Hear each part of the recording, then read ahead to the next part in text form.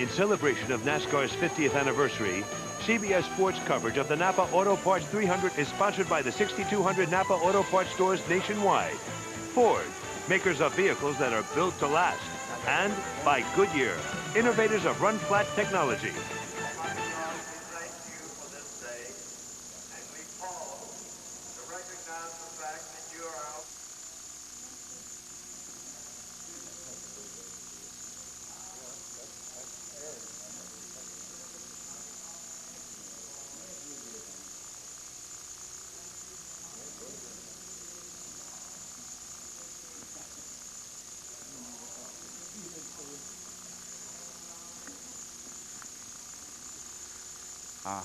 Yeah, we'll be fine. Yeah. Would you like a different lead? Okay. Was my answer too long then? I can cut it down. My answer about some of the teams actually testing on the dynos, you know, and knowing what they have an advantage over the people that didn't get to go back and do that. Is that too long? Is it? Yep. Okay. Yes, Lance.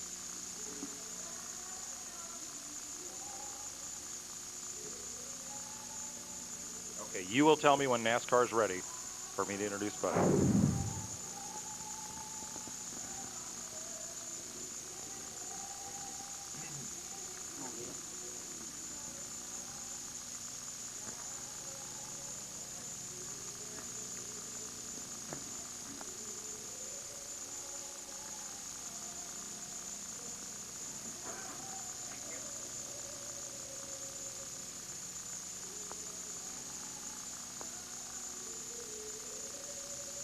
Take it to the top of that.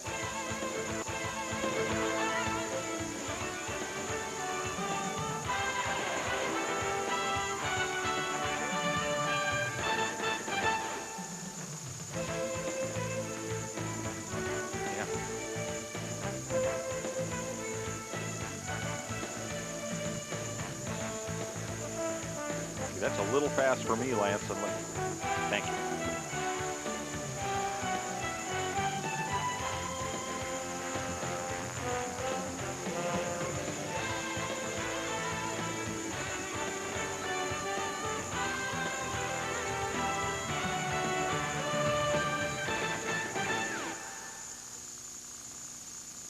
Whoa, whoa, whoa. Back up one, please. Back up to row 15. Can you back up a row? That is not Jimmy Spencer. That is Mike Cope in car number 30. Thank you. It should be Jimmy Spencer in car 12. It's the wrong picture, according to my grid. And also, they both are. They both are the wrong picture in row 15. Right names, wrong picture.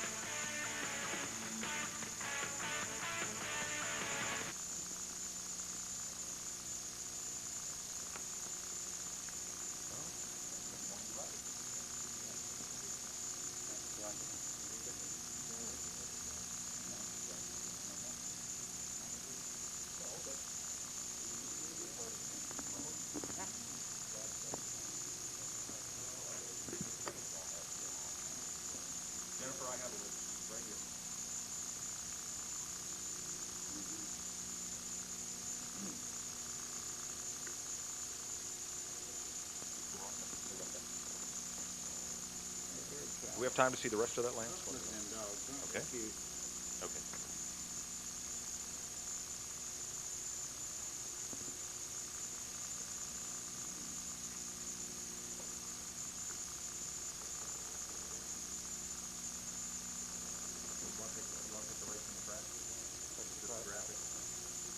Did you say race and track? Did you say manufacturers?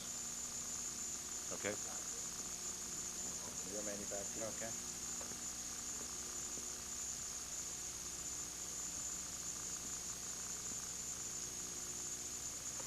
We have a track diagram similar to what we had the other day. Oh, okay. Just on the graphic. It's the second page of the second row. At one point we did make the drivers. Okay, now. That's on the network right now. Right. That's done. Oh my God. It did maybe this game that was the first time. He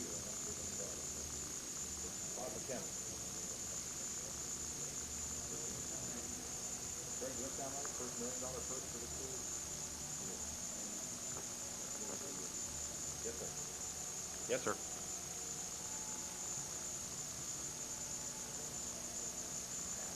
Very good.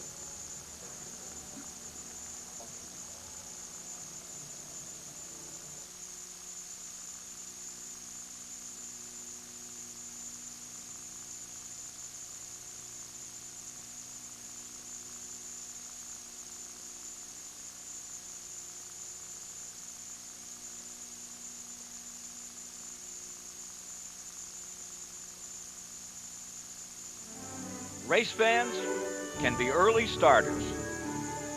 Race fans are always dreamers. Sometimes dreams come true. But the ultimate race fan dream is to be a racer at Daytona.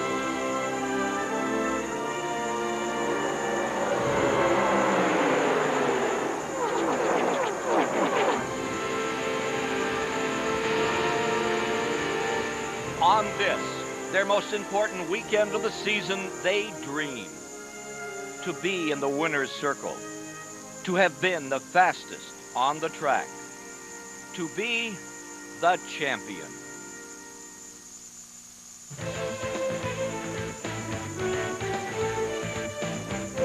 In celebration of NASCAR's 50th anniversary, CBS Sports presents the NAPA Auto Parts 300 at Daytona. It has always been the prelude to the Great American Race, this 300 on Saturday before the 500, and a record crowd is here today. It's always been a race for those aspiring to be at the very top of the sport. New names against some of the great veterans. It was where we were first introduced to Banjo Matthews and Funky Blackburn and Leroy Yarborough and Tiny Lund. It was in this race here at Daytona. Hello, everyone. We're just about set to go. There are 43 cars at the ready, as there will be tomorrow for the Daytona 500. These are names that come off those regional tracks and other championships, gathering together to show their stuff in front of all those top car owners, in front of the people that make decisions about tomorrow. Who's in the front row? It's a typical short tracker, a former modified champion. It's Mike McLaughlin from Waterloo, New York. And from down Florida way, great Grand National driver Joe Nemechek is there. Let's meet the man who's on the pole, McLaughlin. He's with Berggren. Mike McLaughlin consistently qualifies well for this race. In the last 4 years, his worst qualifying start has been fourth. It's not qualifying that's the problem. It's finishing. In 7 tries, his best finish has been 29th. Crashes, blown motors have caused him to finish way back in the field. How about it, Mike? All the bad stuff behind you? It's behind us. You know, we've been fast. We were fast last year. We're working off of what we had. I've got all the faith in the people that are behind me. Gould Pumps ITT, Watson Dillard GMC, the entire crew that prepared this car. It's a good race car. Okay, good luck to you. That's about all he needs to win this thing. Let's go to Ralph Shaheen. Randy LaJoie is not only the defending race winner, he's also the defending series champion. The problems for Randy are, 1, you're starting 22nd today, and 2, you woke up not feeling so well. How are you doing? Is it going to hinder you today? Well, if we got a good race car, that's the best medicine I need. And I was at the infield care center, got a couple bags of fluid in me. I think we'll be okay. Randy is also the only defending race winner who is in this event here today. Let's go to the man who will now call today's race. Here's Mike Joy. Thank you, Ralph. And look at this packed house here at Daytona International Speedway. The infield is full. The grandstands, including that new huge grandstand on the backstretch, filling fast for this 300-mile run for NASCAR's elite Grand National Division. For the man who will give the most important words in auto racing, named one of the 50th greatest racers in the history of NASCAR and winner of the fastest Daytona 500 ever run, I'm proud to introduce Buddy Baker. Gentlemen, start your engine.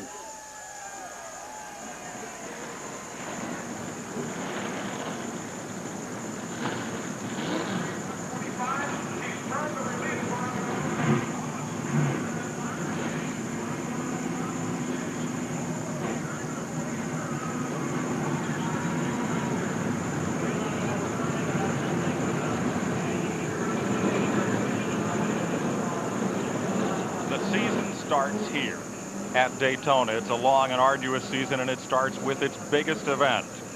And a new wrinkle. 10 days ago, NASCAR mandated a smaller engine restrictor plate that will lower horsepower. It may also, though, increase fuel mileage. Two-time national champion Ned Jarrett means it's a little bit different race. Well, it is a different race, Mike, and it'll be interesting to see how it plays out. This has been one of my favorite races for many years here during Speed Weeks at Daytona. I think we'll certainly see a lot of close racing, a lot of drafting, and consider this. They're running for their first ever more than $1 million in prize money. Buddy Baker always wanted all the horsepower he could get, and then just a little more. What'll happen today? It's still going to be a great race, but a lot of these guys got to go home and dyno test these motors and really get them up to speed with this new restrictor plate. So look for a good race no matter what they put on these cars. These guys are great drivers. Hey, it's going to be good. We're ready to race in Daytona, and we'll be back with the starting lineup for the NAPA 300 for Busch Grand National cars right after this word.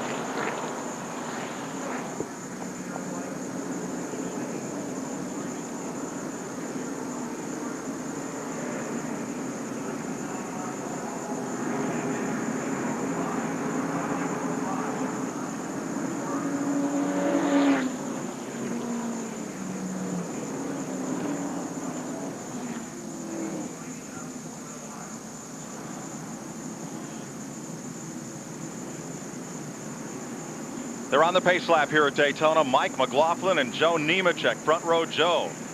Right behind that pace car, row 2, Dale Earnhardt and Jeff Purvis. That's Dale Earnhardt Jr. Buckshot Jones and Mike Wallace, row 3. Matt Kenseth, Bobby Hill in row 4. Tony Stewart and Dave Blaney will be in the 5th row. John Andretti and Ed Berrier in row number 6. Glenn Allen and Dale Fishline will start in the 7th row. Dick Trickle, the ageless one, and cycle racer Kevin Schwantz in row 8.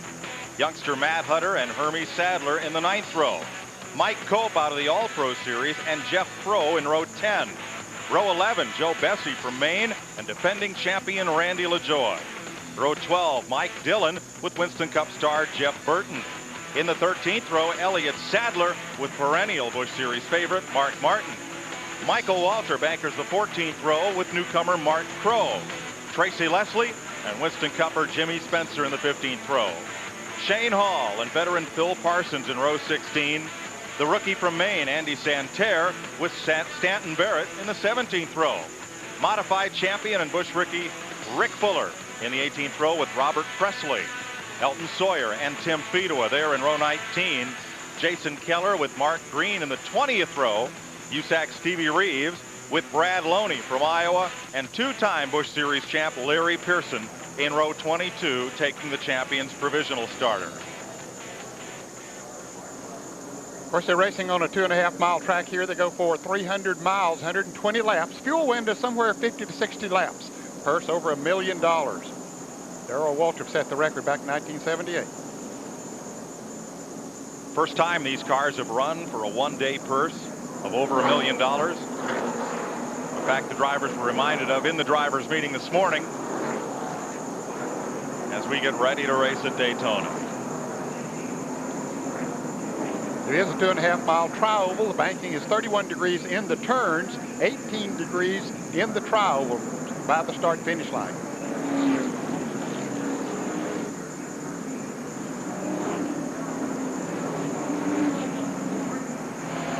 You're riding along with Mike McLaughlin from the pole. Team 34. whom he's driven for since he made the move up from NASCAR's modified division. Joe Nemechek, front row Joe, also has our onboard camera today inside his Chevrolet from the outside of row 1. Defending series champion Randy LaJoie. Hi, Amos. That's crew chief Steve Bird's dad on the dashboard there. Randy, the defending champion of this race, rolls off 22nd. And Jeff Burton carrying the NAPA camera in his Roush Racing Ford, starting in 24th position. Also, Elliott Sadler, younger brother of Hermie. They're both in the field today. His Diamond Ridge Racing Chevrolet. We'll show you these pictures. Get a good look in the mirror there as well with Sadler's car. And Mark Martin, the all-time winningest driver in this series, in another Jack Roush Ford. He'll start 26th. And finally, NASCAR modified champion from Massachusetts, a rookie on this tour, Rick Fuller, starts 35th in the Doug Taylor racing machine. As we get ready for a start, let's go to Dick Berggren. Mike, many of the teams were considering trying to make this on one pit stop only. The question is fuel. Can they go 60 laps on one tank or not? Late yesterday afternoon, rain washed out the last practice. That's when they usually gauge fuel. One of the guys that was going to try it was the 34, McLaughlin. This morning his crew chief said, yeah, we're going to do it on just one stop. But McLaughlin thought about it, and just moments ago he radioed to his crew and said, 2 stops, guys. We can't make it. We're going to have to do it on 2. We'll see. If somebody can make it on just 1, that's a huge advantage. A big enough advantage that guy could win the race today. One thing you don't want to do is run out of fuel on this racetrack. If you run out going into turn 1 and have to coast all the way around, sometimes you don't get back. You're right, Ned, but one thing you do remember, there has been winners here because of good gas mileage, so it's not a new thing for Daytona for somebody to stretch it. In this race today, 30 Chevrolets, 8 Fords, 5 Pontiacs as they come to post. This race has been won by a Studebaker, 1963 Leroy Yarborough, 3 times by Mercury, twice by Dodge, 6 times by Pontiac, once in a Buick, but 12 times in a Ford, and 13 in a Chevrolet. I'd bet you that Studebaker had a big old Chevrolet sitting right up there in the front. New colors for Mike McLaughlin this year. There's his car on the pole. 5 of these 3,300s were won from the pole position. Well, we're about to get down to it. Pontiac Grand Prix safety car heads for pit road. Time to turn it up. For 300 miles at Daytona, we're under green.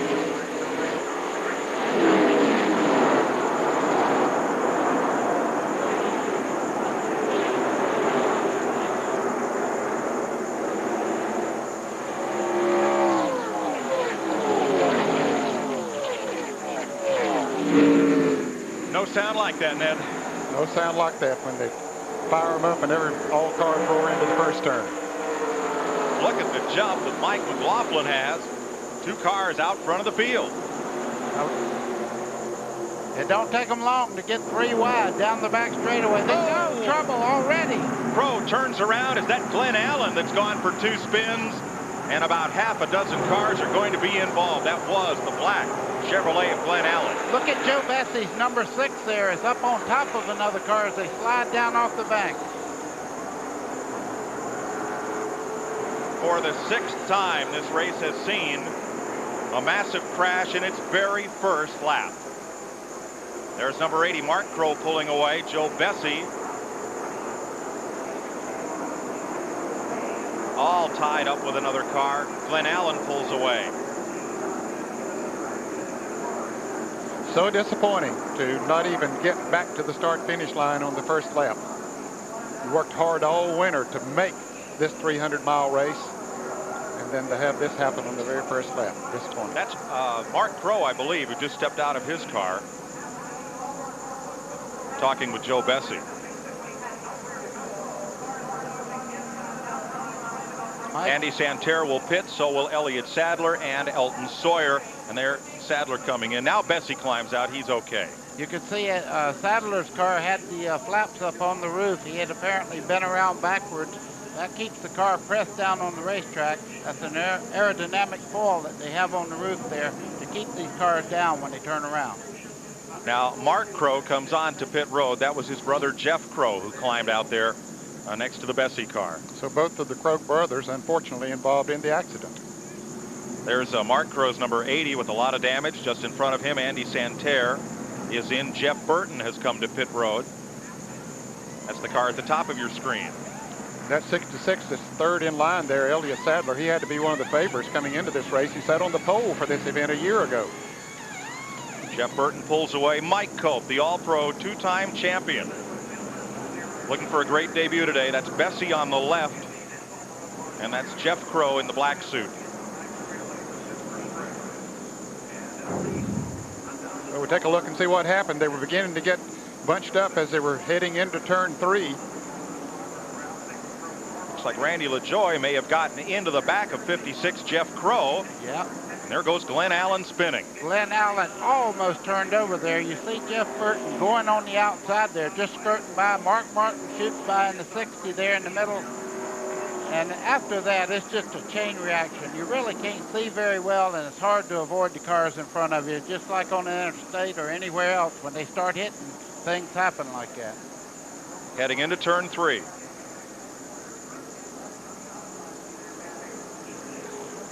A very narrow needle to thread for the rest of the drivers coming through. Yes, as those cars were sliding, first of all, they were putting up a lot of smoke off the tires as they were spinning around, and then they were pretty well taking up the asphalt also going into the turn, so they didn't have anywhere to go. And they were getting up to, it takes them a little more than a lap to get up full speed, but they still were running over 160 or 70 miles an hour. From Jeff Burton's car,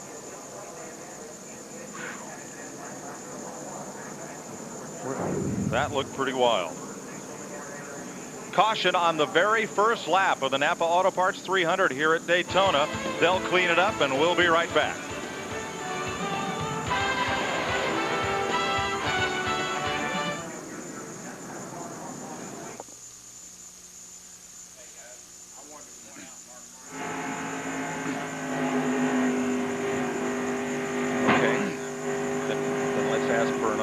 Look, can I move you just in the middle and back just a little? Wow, just so I can see Ned as well as you. That's great. Thanks. Poor Mike. Yeah, that's a shame. Talked to him this morning. A lot of people don't realize this is the only race you have 3 months to prepare for. That's what I said. You know, they worked on those cars all winter long just to get here and make this race. And he had high hopes. Didn't get back to the start-finish line. Yeah, whether it's your fault or not, it's sickening. I've had that happen. First lap, you know. Wow. And you have to start thinking about Rockingham if you're these guys, because other than driving home, that's going to be the next. Yeah, it's 99 pulling away. That's amazing. That car is running again.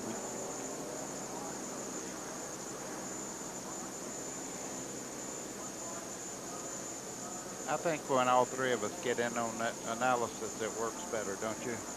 Also, we don't step on each other. Yeah. Well, that way you whack. Up the 32's in. All right. What's the end for? Pearson?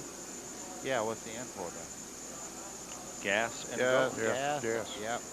There might be that little. He's already back there to near the back, so yeah. Why not? Lose. Make sure he didn't cut a tire. He almost stopped over there. Yeah, but that thing had debris everywhere. Thank you. I wanted to do that before. Couldn't.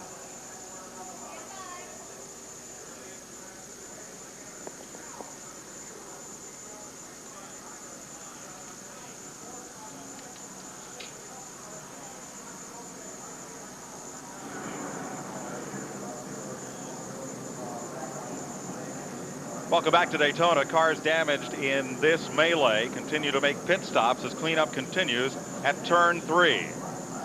Let's have another look at what happened here. Of course, you're coming into turn 3. As you see them start to fan out on the backstretch, and right in the middle of the pack, it appeared that Randy LaJoie might have touched the back of one of the cars and spun him around and set up a chain reaction type deal.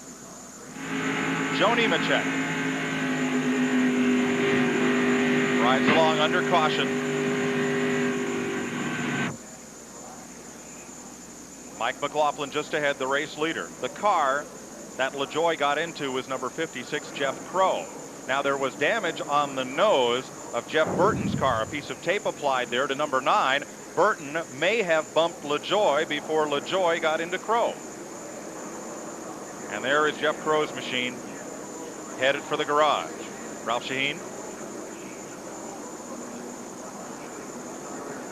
I'm not really sure. There was a car that got turned up in front of us there and come across the racetrack, and I was trying to check up and just couldn't get stopped. It's very unfortunate for the Slim Jim team. You know, we come here qualified as a rookie, and we're looking for a good day, but it's ended way too early. To Dick Berggren. Pit road has been a busy place. Mike Wallace has been in for fuel, as has Jeff Burton. Now, some of these guys who are taking on fuel just may well be able to pull it on one more fuel stop, and that's what they're talking about to their crew chiefs. Andy Santerre, hard left side damage. Pearson was in. They just checked his car over. Glenn Allen has made several trips to pit road. His primary problem, the rear end is not straight in the car. The car is not tracking properly. No way he's going to be able to go 190 miles an hour unless they fix it. Dick, that car was well up in the air in this incident. Let's have another look here. There's Jeff Burton. Did he bump Randy LaJoie? They were coming up awfully fast on the Crow car. Perhaps after the initial contact between LaJoie and Crow. Well, I'm going to go another step further. It looked like he did touch him just before Randy got into the back of Crow there. And, you know, it's unfortunate. It's one of those things that you really don't plan to have it happen, but when you touch them like that at 200 miles an hour, this is what happens. Ralph Shaheen? Well, Mark Crow was in the middle of that as well. What was your view, Mark?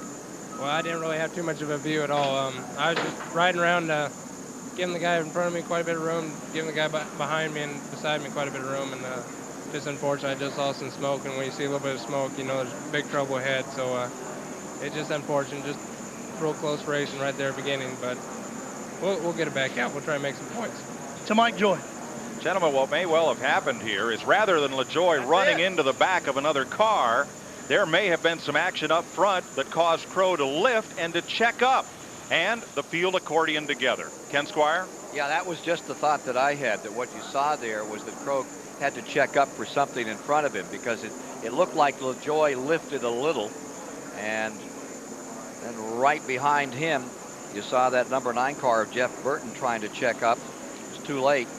160 at that point on the back straightaway, buddy, when they were just getting up to speed? Yeah, pretty much so. They were probably up to close to 180 miles an hour there because they were in a good draft and all, but when they start into the corner, if you see them all slowing up and you start checking up, every car further back, you have less time to brake, and that's probably what happened there, but, you know, we're speculating just like everybody else. Bill Stevens.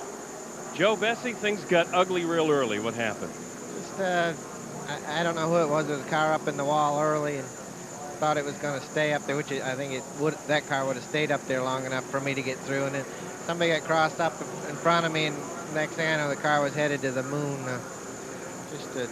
Just a real disappointing start. I'm just disappointed for Power Team and disappointed for the guys that worked hard this winter. And just hopefully we can get it back together and get back out there.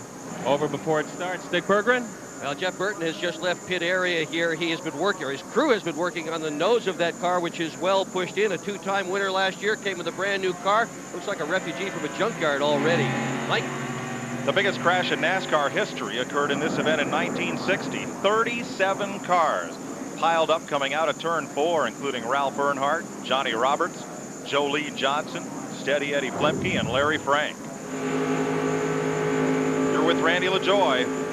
Right there, he had his hand up. They had checked up in front of him. Going down in the corner, you see him 3 wide there. He put his hand up to let the car behind him know there's trouble. Couldn't slow down enough and got in the back of Crow. Unfortunate situation.